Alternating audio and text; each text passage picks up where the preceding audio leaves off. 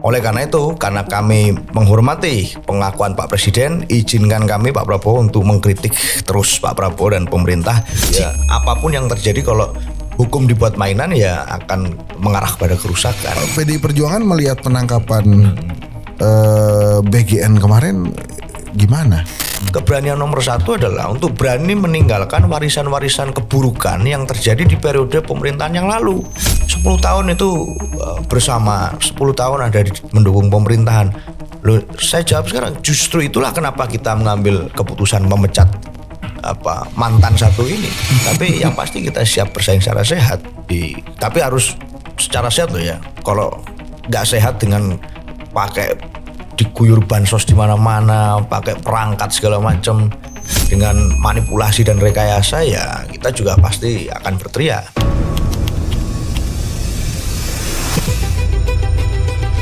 Menit ya, beberapa jam yang lalu lah ya.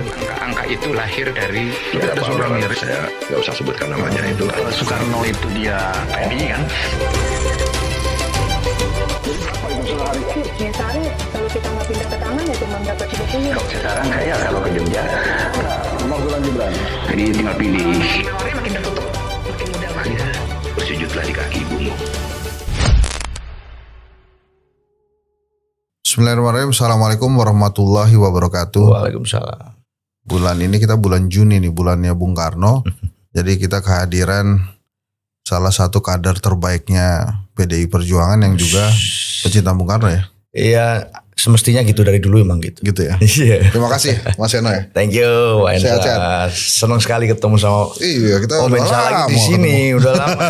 Biasanya di tempat-tempat lain Iya, terus iya. ketemunya. Jadi sekarang sudah banyak di Jakarta atau masih Surabaya, Sekarang Jakarta banyak di bolak-balik? Jakarta, Bapak Ensa. Gitu, Karena luar biasa. September yang lalu sudah lulus dari UNER kan. Jadi sekarang bisa banyak di sini. All out ya. Menemani Mr. Hensa. Mas, Yes.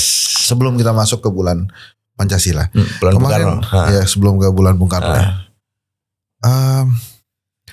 Waktu Pak Prabowo pidato di DPR, itu Pak Prabowo tuh memuji PDI Perjuangan.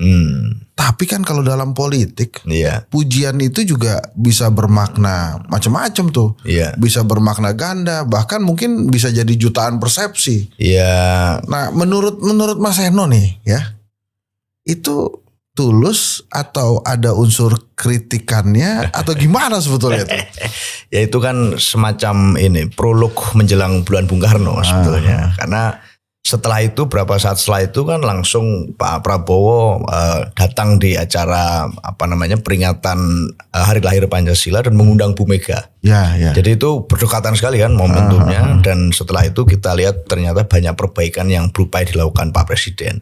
Sehingga dari awal kita sudah membaca dan mendengar pidato itu, kita sebenarnya mengapresiasi apa yang disampaikan Pak Prabowo di sana itu. Banyak hal yang kita anggap ya sudah lebih korek ya dalam konteks manajemen tata kelola pemerintah, termasuk juga memberikan apresiasi kepada kami PDI Perjuangan yang selama ini kita konsisten di luar pemerintah, tapi ternyata Pak Prabowo masih menotis itu sebagai bagian dari suatu upaya kritik penyeimbang. Jadi buat kami, Bang Hensa, justru itu kan semacam bentuk pengakuan bahwa PDI Perjuangan ini nggak sama dengan partai-partai politik yang lain. Setelah pemilu, kecenderungan partai politik itu merapat ke kekuasaan semua. Ya, yang kita ya. bahas setahun yang lalu lah. Mau kalah, mau menang, tapi semuanya merapat. Nah, PDI Perjuangan ini akhirnya setelah kita berapa tahun kita di luar pemerintah, tentu dengan segala konsekuensinya ya, kita menghadapi berbagai konteks tekanan dari banyak pihak. Akhirnya kemarin pada waktu pidato Presiden di paripurna DPR, kami diakui bahwa sikap di luar pemerintah itu juga adalah bentuk cinta tanah air. Sikap di luar pemerintah itu adalah bentuk patriotisme. Nggak selalu kemudian cinta tanah air itu artinya harus rangkulan, pelukan, jadi satu. Emang mau ngapain sih kita ini? jadi ya kalau kami menganggap itu sebagai kita berkusnudon, kita nggak bersuudon, kita menganggap itu ya suatu pengakuan Pak Presiden. Dan oleh karena itu, karena kami menghormati pengakuan Pak Presiden, izinkan kami Pak Prabowo untuk mengkritik terus Pak Prabowo dan pemerintah jika apa yang menjadi kebijakan beliau kami anggap tidak sesuai dengan rel konstitusi. Emang saat ini PDI Perjuangan sedang mempersiapkan apa selama di luar pemerintahan ini? Apa sih sebenarnya yang disembunyikan? Ya selain sarung tanganku ya alasan kenapa disembunyikan ya. Tapi ya nggak ada yang disembunyikan gitu. Kita mengambil jalan setelah pemilu selesai. Itu kita sudah dengan gentle mengatakan bahwa ya kita menghormati demokrasi yang telah memilih Pak Prabowo sebagai presiden. Oleh karena itu, karena calon presiden kami kemarin dikalahkan, belum menang, tentu sikap yang paling gentle bagi kami secara konstitusional ya adalah menjadi partai penyeimbang di luar pemerintah. Jalan yang tidak mudah, tetapi kita melakukan itu sebagai suatu kesadaran penuh ya bahwa ya artinya dari berbagai macam kebijakan pemerintah hari ini harus ada yang mengkontrol. Semakin berbahaya sesungguhnya bagi Pak Prabowo kalau kemudian seluruh aspirasi dan kritik dari masyarakat itu nggak ada yang mewadai di jalur konstitusional formal di DPR. Karena itu akan langsung semacam hukum rimba aja. Siapa yang kira-kira akan kuat berteriak, akan menguasai hari ini kan dominasi algoritmanya akan dikuasai siapa. Ya itulah yang kemudian akan menjadi seakan-akan resonansi suara paling keras. Padahal jalur politik formal kita ya di DPR. Nah, PDI Perjuangan punya tanggung jawab untuk mengaspirasikan apa yang diresahkan masyarakat di luar yang setuju dan sepakat dengan Pak Prabowo. Jadi buat kami itu di luar soal apa yang kami siapkan, apa yang kami prepare. Kita tenang aja, nggak ada rencana untuk turun gunung keliling ke semua daerah. Karena PDI Perjuangan sudah ada di semua daerah. Jadi sampai ke ranting, anak ranting nggak perlu kita ada yang disembunyikan. Enggak, tapi katanya sedang mempersiapkan untuk mendampingi Pak Prabowo di 2029. Pak Ensa, buat kami 2029 itu masih agak kejauhan. Oke. Karena nggak usah ngomong 2029 lah. Ngomong 2026 aja, ini kita masih belum berani lihat ke Desember. Artinya turbulensi situasi politik dalam negeri, termasuk tekanan geopolitik di luar itu berat untuk semuanya. Kalau Pak Prabowo sebagai presiden kepala negara berat untuk menghandle itu, dan katakan ya yang paling terburuk itu kemudian kedodoran di mana-mana. Maka yang rugi bukan hanya Pak Prabowo atau pemerintahnya, yang rugi ya kita semua itu. Maka PDI Perjuangan bertugas untuk menjaga stabilitas pemerintah dari luar. Justru dengan kita di luar itu kita bisa lebih clear untuk melihat ada kalau orang nyupir itu kan ada blind spot yang nggak bisa dilihat kalau duduk di posisi supir atau di dalam mobil. Ya harus ada yang di luar tuh untuk jagain biar nggak nyenggol kanan kiri. Dan untuk urusan 2029 aku rasa itu masih out of context buat kita dan nggak kita bayangin hari ini. Tapi ada diskusi khusus nggak di internal PDI Perjuangan terkait dengan kondisi ekonomi saat ini? Harga sembako naik. Betul. Walaupun kemarin kita lihat ada harga telur yang turun. Benar. Terus kemudian kurs rupiah juga yang makin melemah terhadap dokter, terhadap dolar. Kemudian indeks saham dari 9.000 sekarang sudah di bawah 6.000 bahkan hari 5.000-an. Ini turun lagi nih. Iya makanya itu pernah dibahas kondisi ekonomi kita saat ini di internal PDI Perjuangan. Kita sudah bikin diskusi FGD gitu ya. Meskipun dulu Pak Prabowo bilang jangan kebanyakan diskusi. Tapi diskusi itu penting buat kami. Maka kita bikin FGD berkali-kali soal ekonomi yang menghadirkan pakar-pakar terbaik menurut kami. Dan kita memang setuju bahwa situasinya ya tidak baik-baik saja untuk Indonesia. Kalau dikatakan bahwa ini kan masalah impact dari perang Iran, Amerika, Israel misalnya.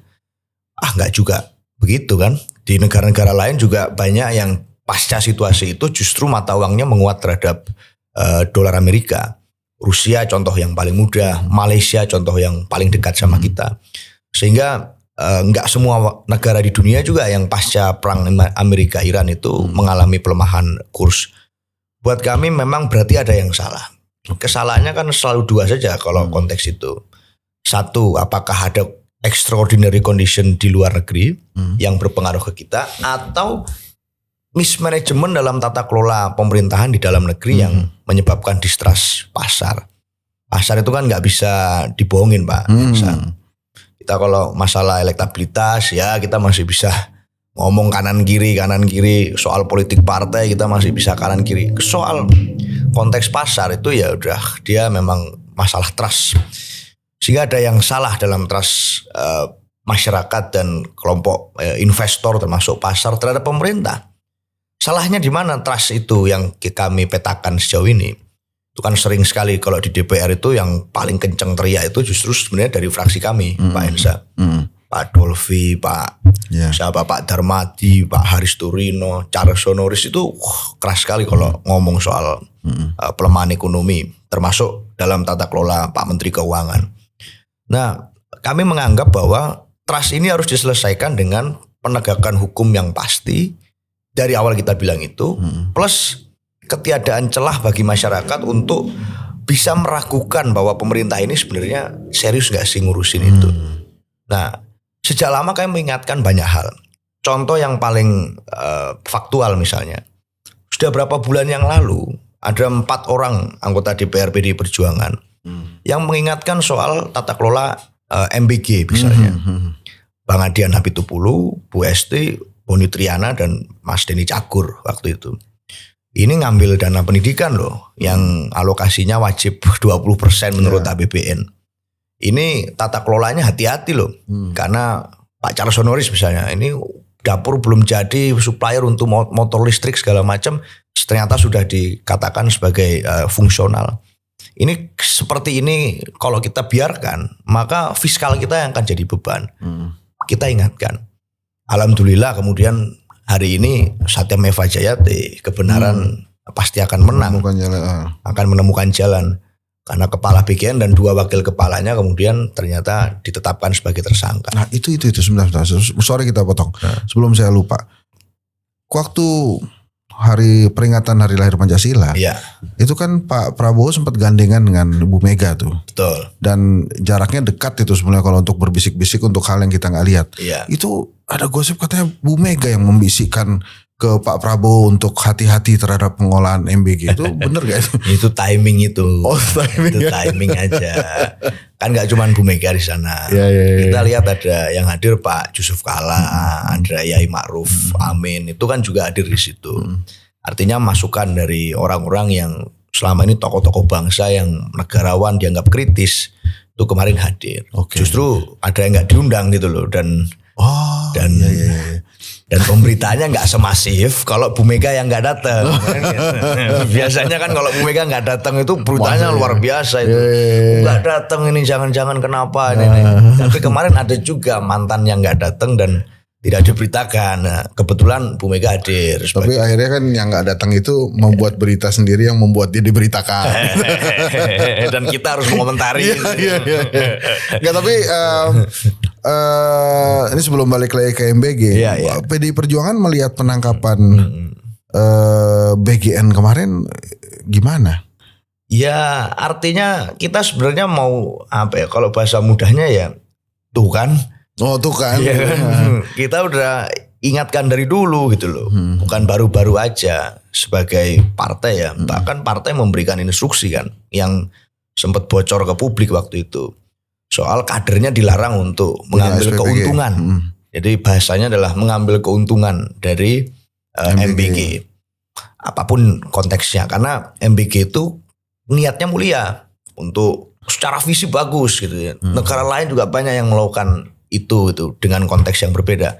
PDI Perjuangan pun sebenarnya punya konsep-konsep permakanan yang sudah kami lakukan sebelum ini gitu. Pada waktu kita punya kepala daerah banyak di tempat-tempat besar. Bu Risma itu aku Surabaya Pak Ensa dulu. Zaman Bu Risma wali kota. Aku ingat MBG-nya Bu Risma dalam tanda kutip. Itu permakanan kepada lansia sesuai by data. Jadi enggak dengan bikin dapur. Tapi data mana lansia yang hidup sendirian. Mana lansia yang butuh bantuan pemerintah itu yang dikasih makan sehari 3 kali. Dari warung UMKM sekitar rumahnya. Sehingga ada pola-pola yang kami sudah punya best practice-nya. Itu kita ingatkan sejak awal. Maka pada saat hari ini kemudian tata kelolanya terbukti ada kesalahan di situ. Ya kita sudah, ya buat kami ya syukurlah. Artinya hari ini kritik PDI Perjuangan itu terbukti bukan kritik ngawur, bukan kritik yang asal carok kita karena nggak di dalam pemerintah lalu kita berisik. Itu bukan seperti itu. Tapi memang ada landasan scientific base-nya yang kita katakan. Nah, itu ada wakil menteri Pak Prabowo lagi tuh yang pakai rompi orange ya, wakil menteri imigrasi itu. Iya.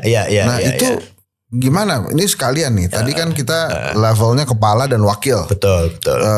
Badan. Betul. Ini sekarang ada wakil menteri lagi yang menggunakan rompi orange setelah sebelumnya Noel kan, itu wakil menteri juga. Betul. Nah gimana PDI Perjuangan melihat, wah ini sudah mulai ada yang ditangkap nih atau yang yang dituduh korupsi lah kan, ini belum inkrah ya. Iya. Nah PDI Perjuangan gimana ngeliatnya? Ya saya masih sebenarnya kita masih belum mendapat gambaran yang utuh ya soal sebenarnya case-nya apa sih itu. Kan soal kita Bapak izin katanya tinggal, suap untuk permit warga negara asing gitu ya. Ya kita masih belum detail dalam konteks itu. Tetapi artinya kan yang menarik dilihat tuh sebenarnya timingnya kok berdekatan sekali gitu dengan breaking news sebelumnya yang itu satu rompi pink, satu rompi oranye gitu. Jadi ya. Mas Seno mau bilang mungkin ada persaingan antara KPK dan kejaksaan apa gitu? Loh. Ya kalau kita ngomong rompi yang lain kan Mas Nadiem pakai rompi Gojek gitu. Jadi ada rompi hijau, rompi pink dan rompi kuning. Ya tapi kan ini yang satu kan kejaksaan di BGN terus kemudian dalam waktu yang berdekatan kok KPK juga nih gitu. Ya susah untuk nggak mengasosiasikan kemana-mana. Tapi ya kita itu punya harapan dari dulu bahwa hukum itu ya harus ada kepastian. Nggak bisa jadi alat-alat dimain-mainkan begini hanya karena apapun lah. Kita pernah belajar dari case di masa lalu soal persaingan antar lembaga penegak hukum yang akhirnya juga endingnya nggak pada perbaikan kelembagaan, hanya merusak aja itu. Ya apapun yang terjadi kalau hukum dibuat mainan ya akan mengarah pada kerusakan. Jadi ya kita betul-betul berharap sebetulnya di era Pak Prabowo ya jangan begitulah, karena itu kan bentuk-bentuk kerusakan yang diteladankan oleh periode rezim kepemimpinan yang lalu, yang hari ini harusnya sudah nggak melakukan pola-pola dan metode yang serupa. Kalau pernah ada kerusakan ya hari ini jangan diulangi. Kalau kita sih di situ sebetulnya. Ini mohon maaf ya kalau nggak berkenan pertanyaan ini.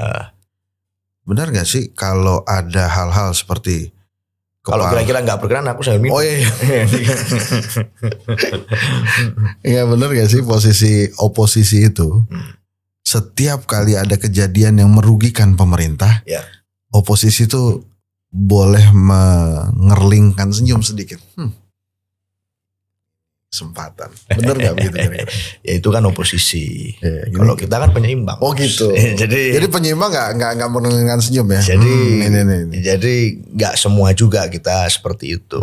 Di hal tertentu yang kita sudah ingatkan lama dan konsisten, ya mungkin dikit-dikit lah ya. Kita merasa ini kan kita ngomong dari jauh-jauh hari soal ini misalnya. Dan itu bukan karena kita benci itu ya. Karena kita justru karena kita pengen programnya agar tidak gagal, maka kita mengingatkan.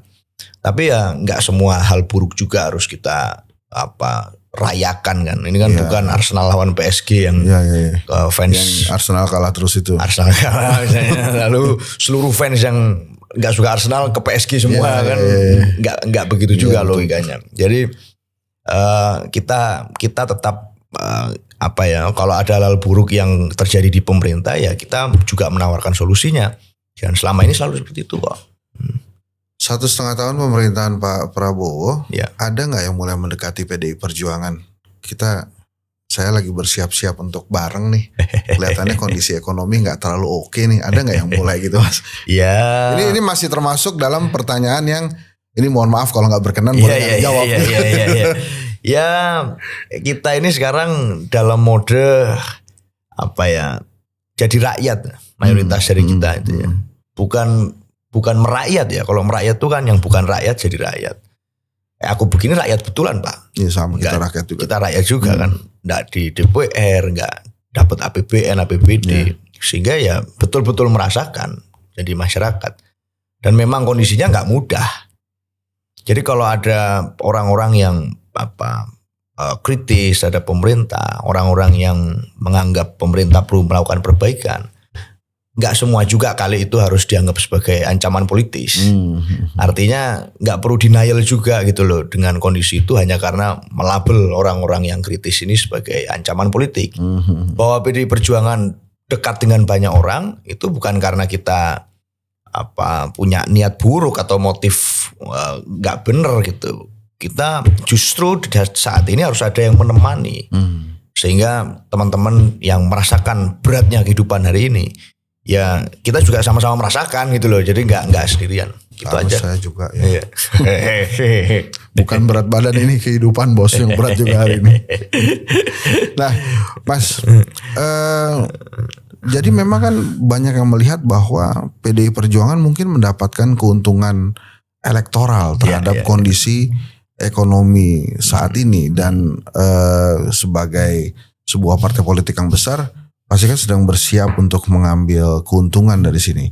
Lebih memilih mengambil keuntungan dari sini atau membantu Pak Prabowo solving this problem gitu kira-kira? Ya, kita kan sudah terbukti pada saat berbagai situasi, Agustus misalnya, yang begitu banyak tuduhan kepada kami.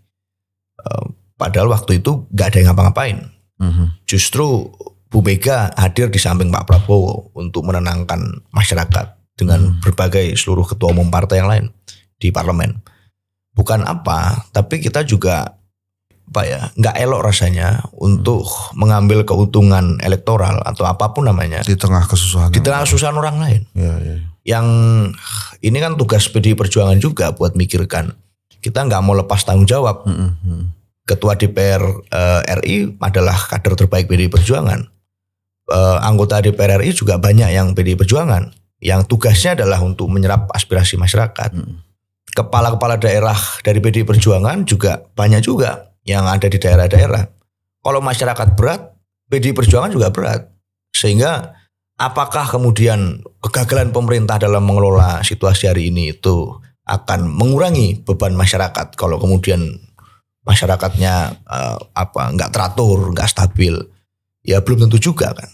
Artinya kita masih mencoba mencari formula yang terbaik untuk keluar dari situasi ini. Tapi keberanian yang harus dilakukan pemerintah juga kami punya catatan. Keberanian nomor 1 adalah untuk berani meninggalkan warisan-warisan keburukan yang terjadi di periode pemerintahan yang lalu. Banyak kan kebijakan yang aku bilang berkali-kali itu. Beban fiskal kita itu hari ini jadi berat bagi kita karena ada banyak juga utang luar negeri yang menumpuk di periode sebelumnya yang tahun ini jatuh tempo dan akan terus jatuh tempo. Gali lubang tutup lubang kalau kita biarkan. WUS gimana nasibnya? IKN gimana nasibnya? Berbagai tadi kerusakan sistem hukum kita gimana, itu menyebabkan distrust terhadap pasar juga. Pasar terhadap pemerintah juga. Sehingga berbagai kerusakan ini juga nggak semuanya adalah bagian dari atau tanggung jawab pemerintah hari ini. Tapi juga ada banyak yang adalah warisan dari pemerintahan sebelumnya. Kalau ditanya, PDI Perjuangan gimana? Kan 10 tahun itu bersama, 10 tahun ada mendukung pemerintahan. Saya jawab sekarang, justru itulah kenapa kita mengambil keputusan memecat mantan satu ini. Karena kita anggap ini banyak sekali yang nggak beres di era itu, dan kita jadi sadar gitu belakangan ini nggak beres. Kalau kita nggak mecat ya berarti kita ikut ini. Bentuk pertanggungjawaban kita adalah kita mengambil garis tegas dengan konsekuensi tentunya. Nah itu ya. Walaupun ini saya tahu jawabannya adalah kewenangan Ibu Ketua Umum. Tapi kenapa sih waktu itu Pak Jokowi nggak diberikan jabatan di PDI Perjuangan, Mas? Tahu nggak ceritanya? Nggak, walaupun gue tahu pasti ujungnya itu kan kewenangan Ibu Ketua Umum. Iya. Kira-kira gimana tuh? Kalau nggak, saya tuh berandai-andai aja nih. Iya. Mungkin kalau Pak Jokowi mendapatkan jabatan di pengurus teras PDI Perjuangan, mungkin ujungnya nggak gini. Mungkin ya, saya nggak tahu. Ya, aku nggak bisa menjawab itu karena pada waktu itu juga yang pasti aku belum banyak di sini. Yang artinya aku nggak tahu detail ceritanya ya soal dinamika itu. Tapi kan udah dikasih jabatan calon presiden 2 kali Pak. Iya sih. Itu kurang terhormat apa itu jabatan sebagai seorang presiden Republik Indonesia. Yang kalau Bu Mega mau sebagai ketua umum partai mencalonkan diri sendiri aja kenapa? Kan nggak berat untuk Bu Mega untuk menginstruksikan bahwa calon presiden PDI Perjuangan adalah ya Bu Mega sendiri. Atau siapa kayak gitu kalau seperti politisi lain misalnya. Tapi diberikan begitu saja kepada Pak Jokowi waktu itu. Karena ya apa ya? Suara rakyat juga didengarkan. Kita gitu. mendengarkan survei, kita mendengarkan suara rakyat, kita memberi kesempatan bahwa partai ini membuka ruang untuk siapa aja, kan filosofinya di situ. Nah, jadi kalau sudah diberi jabatan calon presiden 2 kali gitu ya, masih bingung soal jabatan kepartean, aku yang bingung juga nanti apalagi gitu yang mau dikejar. Mungkin dia nggak ngerasa aman kali ya. Bisa aja begitu kan. Aduh, saya setelah jadi presiden kalau nggak ada jabatan di partai repot nih nanti. Bisa ngerasa nggak aman gitu, makanya kemudian wah ini saya mesti cari selamat sendiri ya, lah. Gitu. Insecure itu penyakitnya Gen-Z Pak. Kalau bukan Gen-Z jangan ikut-ikut lah. Iya. Nah, ini ada pertanyaan dari teman-teman nih. Saya sebenarnya malas sih nanya ini, cuma ya udahlah. Kenapa ya PSI itu merasa head to head dengan PDI Perjuangan ya? Padahal kan dia masih jauh banget itu percentage elektoralnya, atau sama sekali nggak ada perwakilan di DPR. Tapi kok ngerasanya partai satu ini head to head sama PDI Perjuangan. PDI Perjuangan merasa ini head to head gak sih dengan partai satu ini? Iya kan sudah berkali-kali terjadi pemilu demokratis Pak. Ya. Dan rakyat yang menentukan. Ini aku juga pakai jawaban khas beliau-beliau nih. Ya. Rakyat yang menentukan. Dan sudah terbukti kan.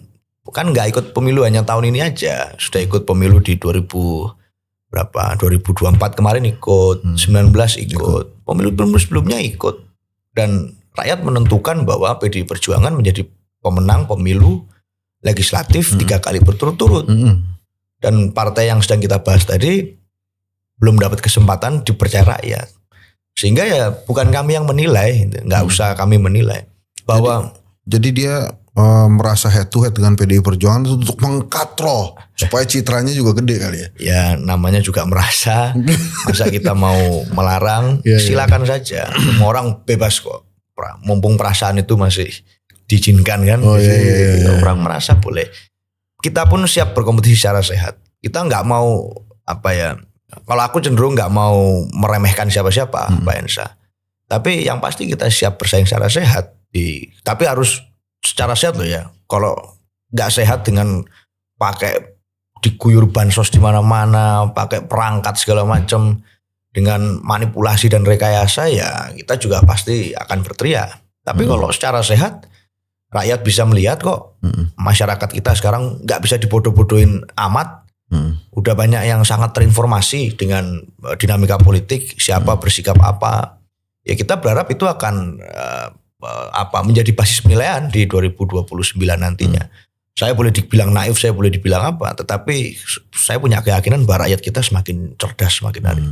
Di bulan Bung Karno ini, bulan Juni, ada rencana apa PDI Perjuangan untuk menyambut bulan Bung Karno ini? Macem-macem sih Pak Ensa. Jadi banyak sebenarnya yang membuat acara di daerah-daerah juga ya. Tapi di Jakarta kita memang hari ini dan tahun ini bulan Bung Karno itu menjadi lebih relevan buat kami setelah teladan Bu Mega yang bertemu dengan dubes berkali-kali.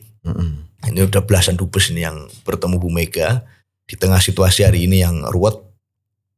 Dubes mana aja tuh, Palestina, Iran, Inggris, Jerman, Australia dan seterusnya.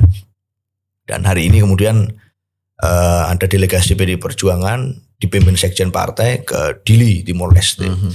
Sehingga ini semacam membangkitkan memori kita soal bahwa Bung Karno itu dulu bukan sekedar pemimpin ikut-ikutan. Bung Karno itu pemimpin yang menyatukan banyak negara melalui ide. Gitu. Dan negara-negara itu mau ikut Bung Karno. Di KA misalnya itu, gara-gara KA itu kemudian ini dari bukunya David van Reybrouck, itu Eropa akhirnya ingin membuat tandingannya agar mereka, ya karena insecure tadi Pak, dengan bikin Uni Eropa. Mungkin kalau nggak ada KA ya ide Uni Eropa itu mungkin akan masih lama terwujud. Gara-gara Bung Karno lah kemudian wajah dunia itu berubah. Banyak hal, non-blok lah, berbagai konferensi tingkat tinggi yang membahas ide, nggak masalah teritori. Nah, PDI Perjuangan tahun ini mau bicara soal spirit itu, sehingga kegiatan, acara dan lain sebagainya adalah untuk menggembleng kader memahami itu. Ada Fatmawati Trophy juga dibuat Mas Prananda soal. Itu apa itu? Fatmawati Trophy itu saya baru dengar. Itu desain ini Pak, lomba desain fashion budaya. Jadi Bung Karno itu kan ya trisaktinya kan termasuk berkepribadian dalam kebudayaan. Jadi semuanya bisa ikut bikin desain yang kita ini harus berdikari juga dalam konteks busana dan dalam konteks bahwa kita ini ya negara yang punya banyak hal untuk bisa dijual. Nggak sekedar dalam konteks mengeksploitasi alam, tapi soal kekayaan karya, kekayaan budaya itu lebih mahal harganya di dunia dibanding misalnya mengeruk kekayaan dengan tambang, dengan sawit dan seterusnya. Itu yang hari ini sebenarnya sering kita lupakan. Itu aja Pak, yang kita lebih ke spirit itu. Ini sih udah di ujung ya Mas ya. Iya. Saya ada satu pertanyaan lagi sebetulnya. Oke. Tapi ini serius nih, kalau lo belum ada briefnya nggak kita masukin. Aman aja. Undang-undang pemilu, Iya, ada Pak. kekhawatiran apa di PDI Perjuangan? Ya ini kan masih untung sebetulnya bahwa undang-undang pemilu itu dibahas sekarang Pak. Oke. Kita masih tahu trauma juga itu dengan Dibahas di ujung-ujung, pemilu kemudian yang langsung dibahas di ujung-ujung semua langsung harus menyesuaikan. Oke. Itu justru akan lebih mengerikan. Bukan hanya buat PDI Perjuangan, tapi buat yang milih bingung gitu kan, yang ngitung bingung, KPU-nya semuanya harus menyesuaikan lagi. Sehingga akan jauh lebih baik kalau itu dibahas sekarang. Yang sudah mulai ramai kan banyak hal ya. Misalnya soal pemilu langsung tidak langsung. Ya. Itu satu-satunya partai yang langsung menyatakan sikap di Rakernas itu ya kami waktu itu. Dan kita mengatakan bahwa kita menolak itu. Dan akhirnya kan itu karena menggema sebenarnya dari masyarakat yang menolak. Dan akhirnya wacaranya dipospon. Semoga ya betul-betul dipospon. Lalu soal ambang batas hari ini rame di DPR segala macam. Ngusulin berapa sih PDI Perjuangan? Ada yang bilang 3, 5, 7. Iya. Kita belum bicara angka saklek ya Pak Ensa. Bahwa ada yang bicara, banyak kader kami yang senior-senior itu bicara angka pasnya itu idealnya sekitar 5,5 gitu ya. Itu karena bicara soal dalam konteks fusionalitas saja. Jadi DPR itu kalau kemudian partainya terlalu banyak di dalam juga nggak akan bisa efektif karena perwakilan yang dikirim ke sana nggak sesuai dengan jumlah komisi misalnya. Sehingga orang yang di partai yang punya kursi di Senayan itu nggak bisa mengikuti pembahasan di seluruh komisi. Yang punya kursi di seluruh komisi aja kadang pasti ada yang absen, ada yang sehingga itu akan membuat repot. Apalagi kalau yang kursinya nggak mencukupi sesuai jumlah alat kelengkapan dewan. Itu yang kami anggap sebagai basis ideal ya di sekitar 5,5% yang itu setara dengan seluruh komisi plus AKD dikali 2 karena jaga-jaga kalau ada nggak bisa datang dan seterusnya. Ya tapi boleh juga ada yang berpendapat lain, ada yang berpendapat berbeda. Tapi buat kami kita hari ini lagi fokus di ikut membangun dialog dengan partai-partai non parlemen. Banyak juga tuh. Ya, banyak. Banyak Pak Ensa. Yang ada yang baru maupun yang sudah lama kan? Yang baru atau lama.